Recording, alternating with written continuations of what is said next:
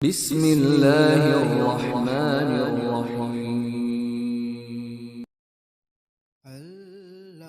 جب نبی صلی اللہ علیہ وآلہ وسلم کے مرض میں شدت ہو گئی تو آپ صلی اللہ علیہ وآلہ وسلم نے فرمایا کہ میرے پاس سامان کتابات لاؤ تاکہ تمہارے لیے ایک تحریر لکھ دوں تاکہ بعد میں تم گمراہ نہ ہو سکو۔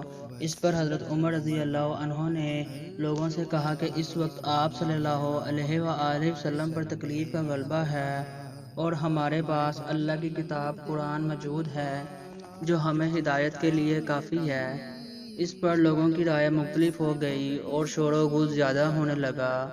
آپ صلی اللہ علیہ وآلہ وسلم نے فرمایا میرے پاس سے اٹھ کھڑے ہو، میرے پاس جگرنا ٹھیک نہیں۔ اس پر ابن عباس رضی اللہ عنہما یہ کہتے ہوئے نکل آئے کہ بے شک مصیبت بڑی سخت مصیبت ہے، وہ چیز جو ہماری اور رسول اللہ صلی اللہ علیہ وآلہ وسلم کے اور آپ کی تحریر کے درمیان حائل ہو گئی۔